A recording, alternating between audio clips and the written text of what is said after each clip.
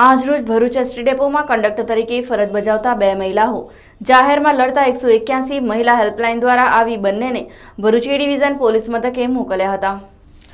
બનાવની વિગત એવી છે કે ભરૂચ એસટી ડેપોમાં કંડક્ટર તરીકે ફરજ બજાવતા જલપાબેન બ્રહ્મભટ્ટનાઓ તેમની સહકર્મી રેખાબેન બારોટના સસરા દ્વારા જલપાબેનને ફોન કરી રેખાબેનની પૂછપરછ કરતા હોય કે રેખા નોકરી પર છે કે ઘરે છે, ક્યાં છે વગેરે વગેરે, અને ત્યારબાદ રેખા સાથે ઝઘડો કરતા હોય। તમને મારી વાત કોણ કહે તેવું પૂછતા જલપા કહે છે કે તેવું કહેતા આજરોજ રેખાના પતિ યશવંતભાઈએ ભરૂચ આવી જલપાબેન સાથે ઝઘડો કરી માર મારી હતી તેવો જલપાબેનનો આરોપ છે। આ અંગે જલપાબેને બનાવની જાણ અભ્યમ 181 મહિલા હેલ્પલાઇનને કરતા તેમની દ્વારા જગ્યા પર પહોંચી બંને ભરૂચ એ ડિવિઝન પોલીસ મથકે લાવવામાં આવ્યા હતા।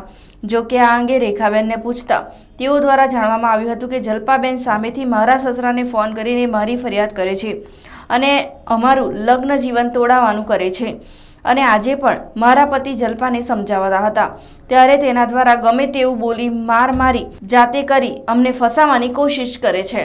મારું નામ પરમાર અનિતાબેન મનહરભાઈ છે। હું 181 મહિલા હેલ્પલાઇનમાં કાઉન્સિલર તરીકે ફરજ બજાવું છું। આજે 11 વાગ્યાના રોજ અમારી જલપાબેનનો કેસ આવ્યો છે। એમના કેસમાં એવું હતું કે બેનને એમના સ્ટાફ મેમ્બર દ્વારા છેડતી કરવામાં આવી હતી। એમના એવું હતું કે કેસ છેડતી કરી હતી તો એમને ઘણા બધા માર્યા હતા, છતાં પણ એસટી ડેપો પર 500 થી 600 પબ્લિક હતું, છતાં પણ કોઈને અવાજ પણ નહીં ઉઠાયો, કોઈને રોક્યા પણ નહીં। બેનને બહુ મારેલા છે, એમના કપડાં બપડા બધા ને એ કરી દેવા અસ્તવ્યસ્ત કરી દેવામાં આવ્યા છે। એટલા માટે બેને 181માં ફોન કરી અને અમારી મદદ મેળવી હતી। અમે જ્યારે બેનને મળવા ગયા ત્યારે ભાઈ ત્યાં હાજર નહોતા, ભાગી ગયા હતા। એટલે બેનને લઈને અમે એ ડિવિઝન પોલીસ સ્ટેશનમાં આવ્યા। ત્યાં અમે એમની જે ભાઈ છે એમની વિરુદ્ધ ફરિયાદ લખાવી હતી, પીઆઈ સાહેબને પણ મળાવ્યા હતા। આ રીતે અમે એમને કાયદાકીય માહિતી અને એમને મદદ પ્રોવાઈડ કરી હતી। મારું નામ બ્રહ્મભટ્ટ જલપાબેન ઘનશ્યામભાઈ છે। હું બાયડ તાલુકાની વતની છું અને હું પોણા 2 વર્ષથી ભરૂચ ડેપોની અંદર ફરજ બજાવું છું।